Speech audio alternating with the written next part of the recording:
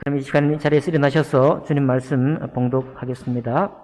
하나님 말씀은 마태복음 21장 23절부터 마지막 절까지인데 32절까지 봉독하도록 하겠습니다. 신약 성경 마태복음 21장은 35페이지 35쪽가량에 있습니다. 23절부터 32절까지만 교독으로 봉독하겠습니다. 제가 먼저 읽겠습니다. 예수께서 성전에 들어가 가르치실새 대제사장들과 백성의 장로들이 나와 이르되 내가 무슨 권위로 이런 일을 하느냐? 또 누가 이 권위를 주었느냐? 예수께서 대답하시되 나도 하나님을 너희에게 이르노니 너희가 생각하면 나도 권위로 이런 일을 하는지 들으리라. 요한의 침례가 어디로부터 왔느냐? 하늘로부터냐 사람으로부터냐? 그들이 서로 의논하여 이르되 만일 하늘로부터라 하면 어찌하여 그를 믿지 아니하였느냐 할 것이요. 만일 사람으로부터 하면 모든 사람이 공화를 천주자로 여기니 백성이 무섭다 하여 예수께 대답하여 이르되 우리가 알지 못하노라 하니 예수께서 이르시되 나도 무슨 권위로 이런 일을 하는지 너희에게 이르지 아니하리라. 그러나 너희 세상에는 어떠하냐? 어떤 사람에게 두 아들이 있는데 맏아들에게 가서 이르되 오늘 손을 가서 일하라 하니 대답하여 이르되 아버지 가겠나이다 하더니 가지 아니하고 둘째 아들에게 가서 또 같이 하는데 대답하여 이르되 실수로 하였다가 그 후에 힘이 주고 갔더니 그 둘 중에 누가 아버지의 뜻대로 하였느냐? 이르되 둘째 아들이니이다. 예수께서 그들에게 이르시되 내가 진실로 너희에게 이르노니 세리들과 장녀들이 너희보다 먼저 하나님의 나라에 들어가리라. 요한이 의의 도로 너희에게 왔거늘 너희는 그를 믿지 아니하였으되 세리와 장녀는 믿었으며 너희는 이것을 보고도 끝내 뉘우쳐 믿지 아니하였도다. 아멘. 말씀과 예배를 위해 기도하겠습니다. 살아계신 하나님 아버지, 오늘 이 말씀을 통해서 주님의 음성, 주님의 목소리를 듣기 원합니다. 하나님, 그 목소리가 우리 귀에 들릴 때 우리 가슴이 울리고 우리 마음이 새롭게 되므로 하나님, 우리가 대제사장과 바리새인과 같이 되지 아니하고 구원받은 당신의 귀한 자녀, 참된 자녀가 사는 삶을 살 수 있는 성도가 될 수 있도록 축복하여 주시옵소서. 모든 것을 주님께 의탁할 때 귀하신 우리 주 예수 그리스도 이름으로 기도하옵나이다. 아멘. 자리에 앉으시겠습니다.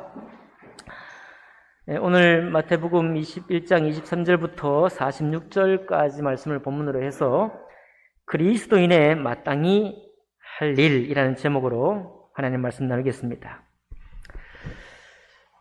우리가 어떤 일을 해야 된다라고 마음을 생각을 할 때 주저가 되는 경우가 많이 있습니다. 하긴 해야 되는데 못하는 거죠. 하긴 해야 하는데 못하는 겁니다. 어떤 사람들이 이렇게 말해요. 임플란트를 하긴 해야 되는데 무서워요. 하긴 해야 되는데 무서워. 못해요. 운동을 해야 된다는 걸 알고 있는데 귀찮아서 못해요. 어떤 경우에 영어를 참 배워가지고 어디 좀 여행을 좀 자유롭게 가고 싶은데 어려워요. 그래서 못 배워요. 이제 가을이 왔습니다. 옷 정리를 한번 또 해야 되죠. 집안 대청소를 한번 하긴 해야 되는데 엄두가 안 나요. 못해요. 우리 성도님들은 정말 너무나 신실하시고 또 착하셔서 백신을 다 맞으셨어요. 근데 어떤 분들은 백신을 맞기는 맞아야 하는데 부작용 때문에 주저가 되네요 하고 안 맞아요. 부작용이 무서워가지고. 최근에 신문에 보면 기업들도 ESG라고 해서 환경을 생각해야 되고 사회적인 그런 그 기업 이윤만 추구하는 것이 아니라 사회에 기여할 것을 생각해야 되죠. 또 지배구조를 생각해야 된다. 그래서 ESG 기업 구조로 바꿔야 된다. 그런 얘기를 많이 하는데 기업들이 막 힘들어합니다. 하긴 해야 되는데 준비가 안 됐어요. 준비가 안 돼서 못하는 거예요. 국가적으로 탄소 중립으로 가야 된다라고 지금 선언하고 있습니다. 그런데 기업들마다 또 힘들어해요. 야, 이거 탄소 중립으로 가려면 연구도 해야 되고 완전히 많은 걸 바꿔야 되는데 체질 전환하기가 어렵습니다. 하긴 해야 되는 줄 알지만 체질 전환이 어려워요. 우리 성도님들은 교회를 더 열심히 섬기고 싶기는 한데 마음이 안 먹어져요. 큰 병이죠. 마음이 안 먹어져요.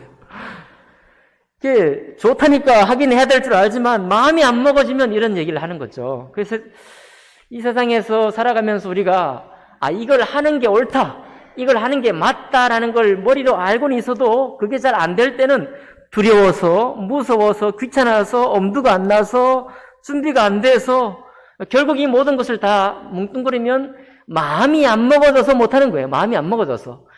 이 머리로는 결정이 났지만 마음이 안 먹어져서 하긴 해야 되는데 하고 못하는 겁니다. 우리 그리스도인의 마땅히 할 일도 아마 여기 신앙생활 오래 하신 분들 우리가 대부분이 다 그렇게 해왔는데 우리도 마찬가지죠. 이런 거 하긴 해야 되는데 많이 알고 있습니다. 아는 거 정말 많아요. 많은데 왜 안 되느냐?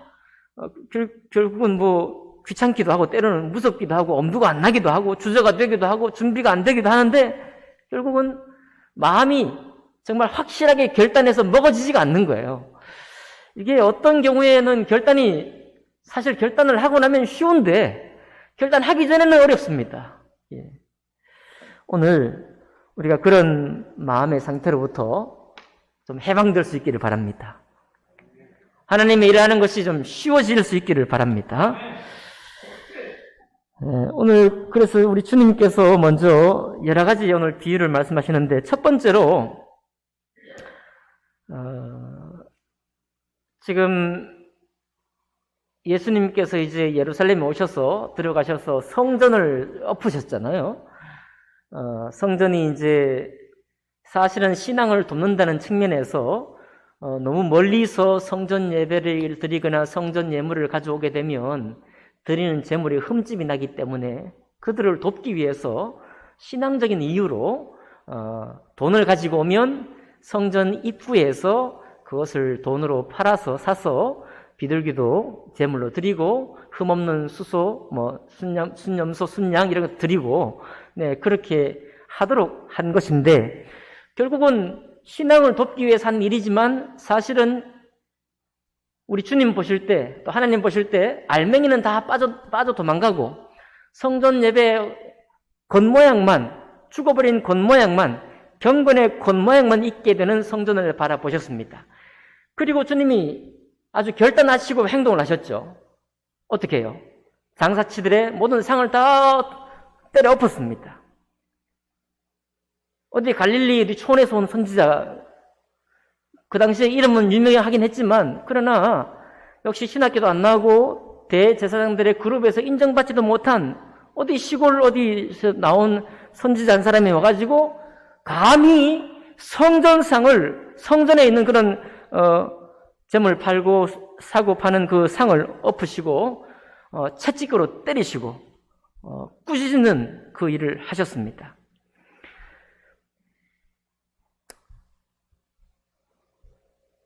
대제사장들이 물었어요. 너 무슨 권위로 이런 일을 하느냐? 이 모든 일, 네가 지금 성전에서 한 이 모든 일이 도대체 무슨 권위로 한 일이냐? 라고 예수님께 물었을 때 주님께서 침례 요한의 비유를 들었죠. 오늘 말씀 처음 읽었을 때 내가 무슨 권위로 이 일을 행하는지 너에게 말하기보다 내 침례 요한에 대해서 묻겠다. 침례 요한이 와서 한 일이 하늘로부터 온 것이냐 아니면 사람에게서부터 온 것이냐 라고 우리 주님께서 반문을 하셨습니다. 그랬더니 대제사장들이 머리를 굴리기 시작했죠. 하늘에서부터 온 권위로 침례요한에 사역했다고 하면 자기들이 침례요한을 순종하지 않았던 것이 해명이 안 되기 때문에 변명할 수 없기 때문에 그렇게 말할 수도 없고 사람에게서 나왔다고 말하기에는 수많은 사람들이 침례요한을 따라서 그를 선지자로 여기니 그것을 또한 변명을 할 수가 없었습니다. 그래서 모든 것을 피하는 변명을 하기를 우리가 말하지 않겠다라고 답변을 회피했잖아요. 그랬을 때 주님께서도 내가 무슨 권위로 이 일을 했는지 말하지 않겠다라고 했지만 사실 주님이 저들에게 선포하기 원했던 그 말씀이 뭐겠어요? 침례 요한도 이 땅에 와서 한 일은 하늘로부터 하나님 아버지께로 받은 권위로 그 일을 했다는 거죠. 따르지 않은 대제사장과 바리새인들이 잘못된 것입니다. 오늘 예수님, 하나님의 아들로 오신 이 예수님도 당연히 하나님의 권위로 오셨고, 성전은, 하나님의 전은 기도하는 곳이고, 기도가 왕성하고 흥황해야 할 곳인데, 그 기도처가 장사치들의 곳이 되고, 그리고 모든 신앙생활은 가식적인 종교가 되고, 알맹이 없는 껍질만 남은 종교가 되니, 이 성전이 다 허망한 것입니다. 이 성전에서 행하는 대제사장과 모든 신앙의 활동들이 전부 다 허망한 일이에요. 그러니 하늘로부터 온 권위를 받은 예수님이 가만히 볼 수 없는 것이죠. 제대로 바꿔야 합니다. 정상대로 바꿔야 돼요. 그래서 주님이 선포하셨어요. 성전상을 다 엎으시고 말씀하시기를, 내 집은, 하나님의 집은 천하 만민의 기도하는 집이다 라고 선포하셨습니다. 그리스도인이 마땅히 할 일이 뭘까요? 여러분과 저도 이 교회를 하나님의 앞에 기도하는, 기도가 왕성하고 언제든지 나와 기도하는, 여기 나와서 기도한다는 것은 무슨 의미입니까? 나의 연약함을 내가 주님 앞에 인정한다는 의미고, 하나님께서 만물의 주관자이신 것을 내가 인정하는 것을 말합니다. 기도는 곧 주님과의 교제이고 주님과의 교통이기도 하면서 동시에 나의 나됨과 나의 인간됨과 하나님의 하나님됨을 인정하는 것이 바로 기도예요. 그러니 정해놓고 하는 기도도 중요하고 정해놓지 않는 기도도 중요합니다. 그저 입술로 중얼거리고 한나의 기도처럼 입 밖으로 새어나오지 않는 신음 같은 기도를 할지라도 내 많은 마음의 괴로운 심사를 여기 주님 앞에 나와서 고백하고 주님의 주되심을 인정하는 것이 바로 그리스도인의 권리요, 의무인 것입니다. 여러분, 우리는 마땅히 어디서 무엇을 하든지 기도를 즐거워하는 여러분과 제가 되기를 원합니다. 우리 성도님들 여러 모양으로 이렇게 제가 듣고 또 보는 일들을 보면 정말 기도하지 않을 수 없는 일들이 많이 있습니다. 쉬는 소리 같은 그런 일들이 많이 있어요. 그런데 교회로 향하는 발걸음은 더딥니다. 여러분께 부탁드리기 원하고 또 정말로 하나님의 살아계심을 또 살아계실 뿐만 아니라 주님의 성실히 내 기도를 응답하신다는 사실, 나를 너무도 사랑하신다는 사실을 믿으신다면 집에서 기도하시기 바랍니다. 교회 오셔서 기도하시기 바랍니다. 마음의 수많은 갈등으로 내가 휘둘릴 때 그때 그 한가운데에서 주님을 찾으시기를 바랍니다. 그것이 바로 성도의 권리요, 자랑이요, 의무인 것입니다. 그런데 이렇게 기도를 회복하고 또 내가 그리스도인 된 것, 또 하나님의 권위로 된 것이다라는 이런 것을 이제 품고 나가야 되는데 잘 안 되는 거죠. 제가 다시 한번 말씀드리고 싶은 것은 세상의 많은 일, 그리고 그리스도인 된 이후에 우리가 생활 속에 결정하고 결단하는 모든 일들이 사실 마음먹기에 달린 것인데, 기도하는 것과 하나님을 알고자 하는 것은 여러분 마음먹기에 달린 문제가 아닙니다. 아닌 것 같아요. 이것은 내가 마음 먹는 문제가 아니라 내 마음이 완전히 새롭게 되는 문제입니다. 내가 정말 죄에 살았던 내 마음이, 죄를 향했던 마음이, 세상을 향했던 내 마음이 하나님의 의를 향한 마음으로 돌아서는 문제요, 회개하고 주님 앞에 서는 문제입니다. 결단코 하나님의 일은 마음을 먹는다고 되는 문제가 아닙니다. 마음을 완전히 새롭게 하는 문제예요. 나는 죽고 그리스도만이 내 속에 살았다고 고백하는 문제입니다. 아멘입니까?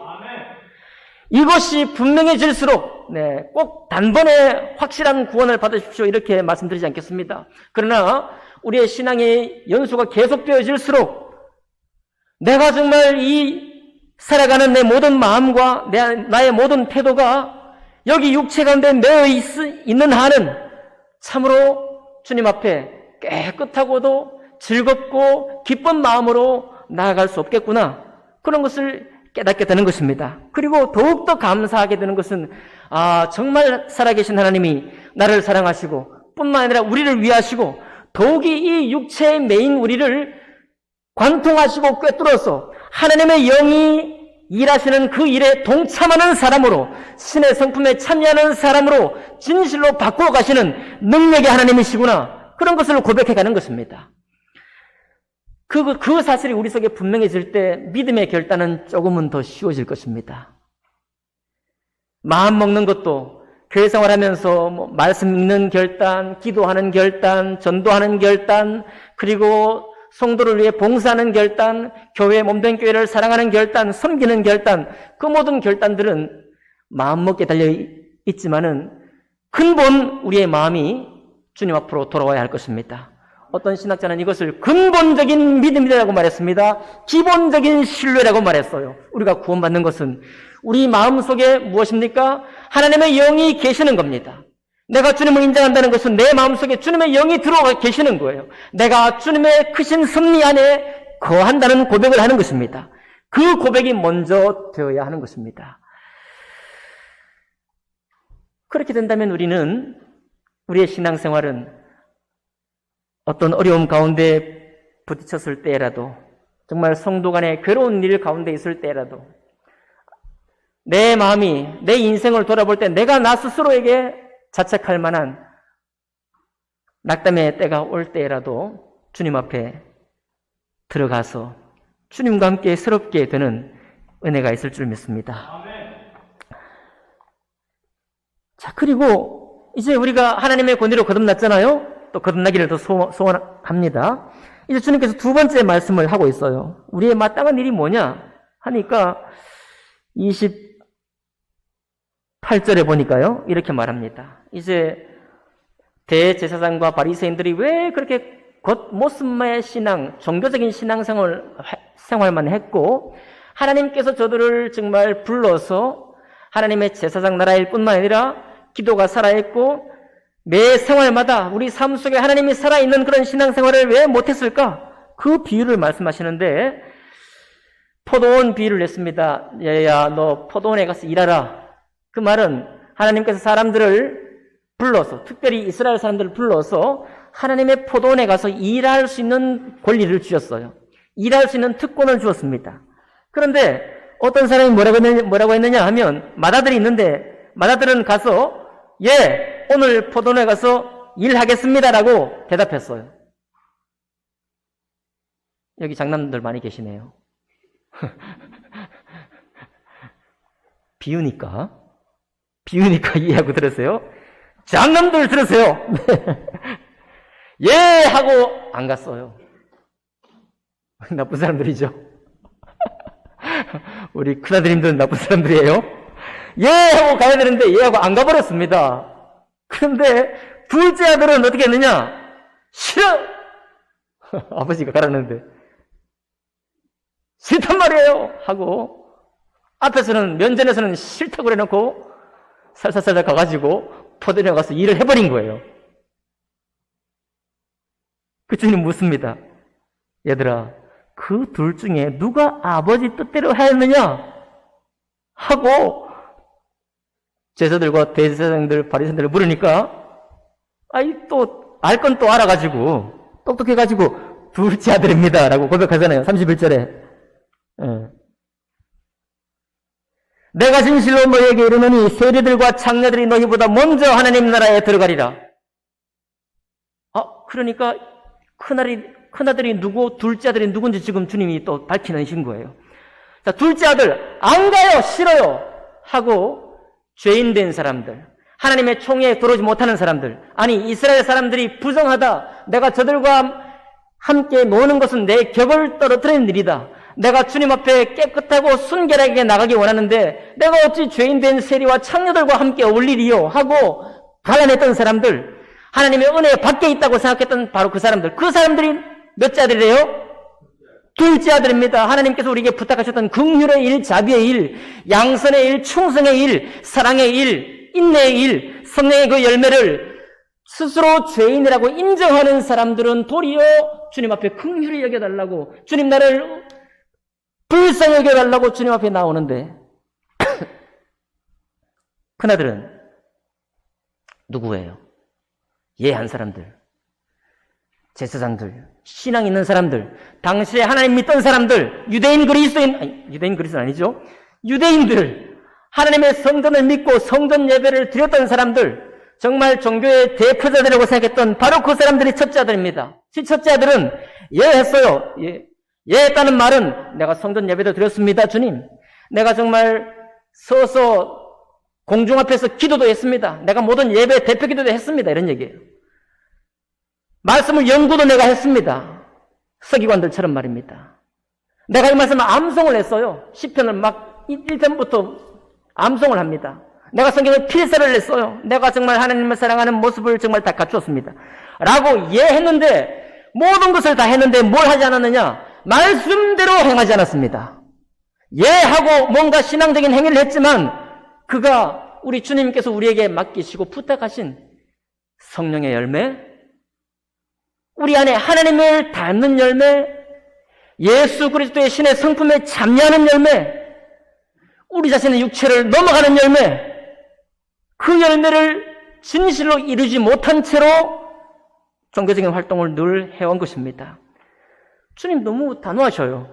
세리와 창녀들이 너희가 그렇게 꺼리고 교회 저 사람들은 오지 말아야 된다고 생각했던 그 사람들이 도리어 주님 내가 죄인입니다 하고 어디 벽가리 밑에서 어디 공장에 일하다가 어디 버스에 지나가다가 나 스스로 버림받은 것 같은 느낌으로 주님 앞에 주님을 신하며 매달리는데 우리는 하나님의 자녀라고 생각하면서 실상 그렇게 하지 않는 모습을 보인다면 우리가 바로 큰아들이 되는 것입니다. 주님께서 뭐라고 하셨어요? 세리와 창녀들이 먼저 어디에 들어가요? 하나님 나라에 먼저 들어간 너희보다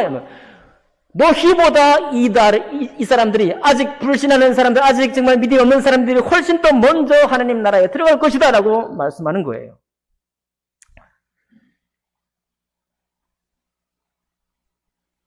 그러면서 대제사장과 바리새인들을 뭐라고 합니까? 32절에 요한이 의의 도로 너희에게 왔거늘 너희는 그를 믿지 아니하였으되. 여러분, 성경 말씀을 안 봤다는 게 아니에요. 다 했지만 진실로 그 말씀을 믿지 아니하였다 너희는. 그러나 세리와 창녀는 자기의 불쌍함을 알고 천국이 가까웠으니 회개하라 라고 선포했던 심려연합 앞에 와서 믿고 뉘우쳤다라고 고백해요. 내 삶이 정말 주님 앞에 잘못되었습니다고 고백하면서 하나님의 자녀가 되었다라고 말씀하고 있습니다. 아멘. 그 참 신기하죠? 아니 말씀 읽었죠. 말씀을 암송도 했죠. 성전 제사도 드렸죠. 헌금도 했죠. 안 한 거 하나도 없는데 주님 보실 때는 아무것도 안 하고 있는 거예요. 예하고는 아무것도 안 하고 있는 것입니다. 그런데 더 놀라운 것은 예하고 아무것도 안 했는데 자기들 스스로는 아무 문제가 없는 거예요, 지금. 깨닫지 못하고 있으면 아무 문제가 없어. 우리는 아무 문제가 없습니다. 우리는 하나님의 자녀요. 아브라함의 후손이요. 하나님은 우리의 아버지요. 우리에게 하나님의 말씀이 있으니 우리에게 문제가 없다요. 문제가 있다면 세리와 창녀들이 문제다 이거예요. 저들이 문제다, 거룩치 않은 저들이 라고 생각을 하고 너무나 당당하고 든든하게 서 있다는 것입니다. 그러나 우리 놀랄 필요는 없습니다. 여러분, 유대인들 이스라엘 역사, 그 유구한 역사 동안 하나님께 반역했어요. 하나님을 반역했습니다. 하나님을 믿지 않았어요. 심지어 성전 안에 이방신을 세우기까지 믿지 않았습니다. 시편에 보면은 하나님 믿지 않았던 사람들의 고백이 나오죠. 하나님이 없다라고 고백하기도 했습니다. 아니, 하나님을 말씀을 보고 성전 예배를 드리면서도 하나님이 없다라고 하기도 하고요. 또 어떻습니까? 하나님을 이익의 방편으로만 생각하는 거예요. 하나님을 이익의 방편으로, 하나님 나에게 뭔가를 좋은 것을 주실 방편으로만 생각하니까 주님이 진실로 우리에게 원하는 것은 신의 성품에 참여하는 것이요, 우리 속에 하나님의 사랑이 넘치는 것이요, 우리 속에 하나님의 자비가 넘치는 것이요, 사람들에게 울타리를 높이 칠 것이 아니라 초롱성처럼 못 들어올 그런 벽을 세울 것이 아니라 나의 벽을 허물고 타인과 하나님께로 함께 나아가야 될 것인데, 그런 것을 쌓지 않는 것입니다. 하나님의 성실하심과 인자하심에 대한 믿음이 없는 거예요. 70평생, 80평생에 이 세상을 향유하는 것을 하나님을 알아가는 것보다 더 귀하게 생각하기 때문에 저들은 겉모습만 예배하고 겉모습만 신앙생활을 하고 있던 것입니다. 어떻게 우리가 여기서부터 방향전환을 진정을 할 수 있을까요? 예. 신앙생활 잘 하시는 여러분을 지금 제가 다그쳐 묻는 것 같습니다. 여러분, 그런 말씀이 아닙니다. 세 번째, 주님은 다시 말씀하고 있습니다. 한 가지 비유를 더 들어요. 주님께서 이제 주인이 포도원을 만들어 놓고 이제 농부에게 맡겨요. 망대를 짓고 울타리를 만들고 새를 주고 다른 나라에 갔습니다. 아마 봄에 새를 줬겠죠. 이제 가을에 이제 추수 때가 돼가지고 주인이 와서 이제 추수했나 하고 추수한 걸 거두려고 이제 주인과 함께 있던 종들을 그 포도원에 보내가지고 농부들에게 찾아가게 했습니다. 한 종들을 보냈더니 농부들이 어떻게 해요? 잡아 죽여버렸어요. 그래서 이게 사고가 났구나. 다시 종들을 또 보내니까 농부들이 또 어떻게 해요? 또 돌로서 죽여버렸어요. 두 번째 보낼 때는 처음보다 훨씬 더 많이 보냈다고 36절에 나와 있습니다. 아, 이거 이상하다. 이거 종들을 보내서 될 문제가 아니구나. 37절에 보니까 후에 자기 아들을 보내며 이르되 그들이 내 아들은 존대하리라 라고 해서 아들을 보냈더니 어떻게 했어요? 죽였는데 왜 죽였느냐? 38절에 보니까 그의 유산을 차지하자. 그러냐. 그의 유산을 차지하자. 구약 전부를 주님이 이 짤막한 비유에 요약하고 있습니다. 하나님께서 아브라함을 세우시고 모세를 세우시고 또 그리고 다윗을 세우시고 예레미야 선지자, 이사야 선지자, 수많은 아모스 선지자, 학개 선지자를 보내서 진실로 진정한 마음으로 하나님께로 돌아와서 주님의 뜻을 이루라고 보냈더니 이사야 선지자는 구전에 따르면 톱을 켜서 죽임을 당하고 예레미야 선지자는 보냈더니 하나냐 선지자가 뺨을 치고 그냥 고생시키게 하고 아모스 선지자를 보냈더니 아마시라는 거짓 선지자 선생들의 무리, 선지자의 무리가 너는 거짓말하지 말라고 입도 뻥끗하지 말라고 공격을 하고 수많은 선지자의 참된 선지자를 보냈지만은 많은 거짓 선지자들이 그들의 입을 봉하고 그리고 거짓 선생들을 따라 살기를 즐거워했습니다. 그게 이스라엘의 전체 역사예요. 여러분 구약 성경의 모든 이스라엘들 대부분들이 그와 같은 신앙생활을 했다가 주님 앞에 매를 맞은 것입니다. 그러니 오늘날 우리가 때로 불순종하는 사람들을 보거나 교회의 어떠함을 잘못됨을 보거나 주의 종들의 잘못됨을 볼 때 여러분 이상히 여기지 마시기 바라요. 유구한 반역의 역사가 이 땅의 역사입니다. 이 세상의 역사는 유구한 하나님을 불신하는 불신의 역사로 기록이 되어 있는 거예요. 오히려 우리가 놀랄 사람은 누구냐면 죄 때문에 넘어지는 목사님들이나 넘어지는 성도님 때문에 놀랄 것이 아니라 여러분 진정으로 놀랄 일은 뭐냐면 그 유구한 반역의 세월 동안에 어떻게 주님이 변함없이 이런 신실한 사람들을 세워왔는가 그걸로 놀라셔야 돼요. 아멘. 여러분 엉뚱한 데로 놀라면 우리 신앙이 망가집니다. 우리가 낙담에 함께 빠져들어가요. 그게 저는 너무 신기하지 않습니까? 이렇게 오랜 세월 동안 반역의 세월, 불신의 세월, 신앙을 보낸 이스라엘이 하나님 믿기가 정말 이렇게 어려운가? 이렇게 했는데도 불구하고 주님은 끊임없이 선지자를 보내셨잖아요.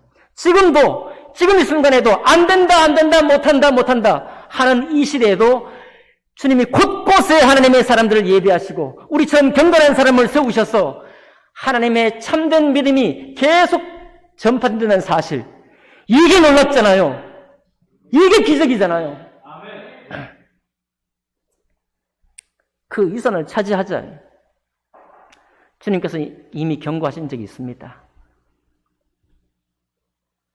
내가 너에게 먹을 것도 보내주고 일할 것도 세워주고 모든 것을 베풀었거늘 네가 네 손으로 이 일을 다 이루었다 할까 염려하노라. 이미 구약 초반부터 주님이 걱정하시면서 했던 말입니다. 그래요. 왜 오늘날 사람들이 하나님을 멀리합니까? 되면 저도 그럴 것 같아요. 여러분 저라고 뭐 뾰족한 수가 있나요? 인생이 무슨 뾰족한 수가 있나요? 저도 너무 잘 되면 이 몇 가지 때문에 내가 잘 된 거지 뭐 이렇게 책을 막 낼 것 같아. 책을 내가지고 첫째, 둘째, 하나님 말씀이 어떻고, 둘째, 막 성도님이 어떻고, 막 이렇게 해서 책을 낼 것 같아요. 저도 뾰족한 수가 없습니다. 그의 유산을 차지하자. 나의 나된 것이, 사도 바울은 고백했죠. 나의 나된 것은 전적으로 하나님의 은혜로라. 하나님의 은혜로 되었다는 사실을 기억하면서 이제 주님이 우리에게 포도원에 들여보내시고 하나님의 거룩하신 말씀을 맡기시고 참되게 주님을 믿는 그런 믿음의 큰 축복을 알아가기를 원하셨는데 우리가 어찌 그냥 있을 수가 있겠습니까?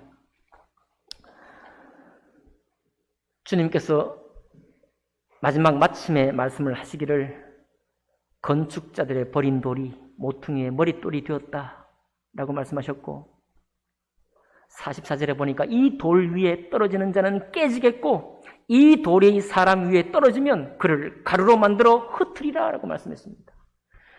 예수님 반석에 우리가 떨어질 때 먼저 믿음으로 있는 사람은 그 반석 위에서 안정감을 얻고 평안을 얻고 하나님과 함께 한다는 사실 때문에 기쁨과 즐거움이 있을 터인데 그런 것이 없이 여기 대제사장들처럼 여기 바리새인들처럼 껍데기 신앙과 종교적인 행위만 한 사람들은 주님의 반석 위에 떨어지면 평안을 얻는 것이 아니라 다 깨뜨려져 버린다고 말씀하고 있습니다. 그리고 주님이 다시 오실 때 재림하실 때 주님 다시 오셔서 온 사람들 위에 임하시면 주님과 함께 주님의 은혜를 고백하는 사람들은 은혜와 축복을 고백을 하게 되겠지만 주님이 재림한 그 순간 그들 위에 떨어지게 될 때 불신하는 사람들, 반역을 행했던 사람들은 주님의 오심이 바로 우리를 깨뜨려 가루로 만들어 흩어버리는 일이 될 것이다 라고 마지막 결론을 말씀을 하고 있는 것입니다.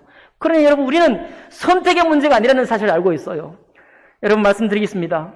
우리의 신앙의 결정은 두려움 때문에 할 일이 아닙니다. 아멘입니까? 우리의 신앙의 결정은 두려움 때문에 주님의 돌 반석에 내가 떨어지면 깨지겠구나. 깨지면 어떡하지? 마지막 날에 내가 구원받지 못하면 어떡하지? 이런 두려움이 여러분과 저의 마음을 주관하지 못하기를 바랍니다. 여러분 예수 그리스도의 사랑에서 피할 사람이 아무도 없습니다. 예수 그리스도의 그 완전한 고통과 고난을 모든 저주를 담당하신 그 은혜의 구속의 역사 속에 빠질 수 있는 사람은 아무도 없어요. 믿음으로 고백한 누구든지 하나님의 자녀가 되는 것입니다. 그리고 기억합시다. 우리 내가 정말 이 땅에서 불가능하다고 하고 수많은 믿음의 사람들도 불가능하다고 하고 안 된다고 말할 때 내가 조금씩 하나님의 살아계심과 동행하는 일 기도를 하면서 정말 주님이 내 삶에 내 마음을 참으로 위로하시고 나를 인도하시는구나. 그런 믿음의 고백들을 한 번씩 경험해 갈 때마다 내가 하나님 말씀을 볼 때 전에는 깨달음이 없었더니 이제는 깨우침이 날로 있어서 하나님이 정말 좋은 분이시구나. 그런 고백을 할 때 우리 마음이 얼마나 기쁩니까? 그러므로 여러분 우리는 두려움 때문에 신앙의 결단을 하는 사람이 아니라 기쁨과 감사로 주님의 은혜 때문에 그 은혜 안에서 일할 수 있기를 바랍니다. 그리스도인들은 그 은혜와 즐거움과 그 기쁨, 그 감격 때문에 주님의 포도원에 들어가서 일하기를 즐겨하는 사람들입니다. 얼마나 좋습니까? 사랑의 열매. 참 때로는 한심하게 우리 자신이 이루어온 몇 안 되는 열매 때문에 그 찌그러진 열매들 때문에 얼마나 답답하고 한숨이 쉬어집니까? 그러나 아무 걱정 없습니다. 내가 맺은 열매가 찌그러진 열매가 되었다고 할지라도 주님은 그 찌그러진 열매 하나조차도 얼마나 대견스러워 하시겠습니까? 여러분과 제가 우리 자녀들을 보는 것처럼 말이죠. 맞나요? 그 어린 손놀림으로 개발 그림이 얼마나 그렇게 좋습니까?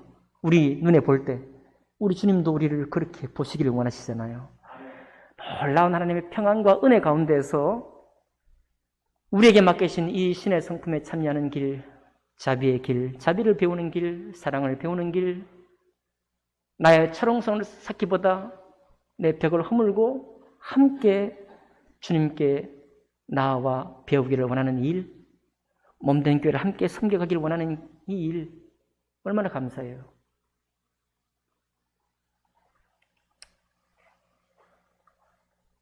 저는 구원의 은혜가 더딘 우리 어린 친구들 많이 봅니다. 전에는 너무 답답했는데 이제는 답답하지가 않습니다. 하나님이 살아계셔요. 그분이 그를 사랑하십니다. 그분이 하실 일이에요. 우리는 기다리고 사랑으로 인내하며 도와주는 것 뿐입니다. 내가 답답해야 할 일이 아닙니다. 주님께서 우리를 향하신 그 사랑과 그 은혜, 놀라운 축복 안에서 우리가 하나님께서 우리에게 맡기신 그 일을 기쁨으로 감당해 가시는 여러분과 제가 되시기를 주님 이름으로 축복합니다. 아멘.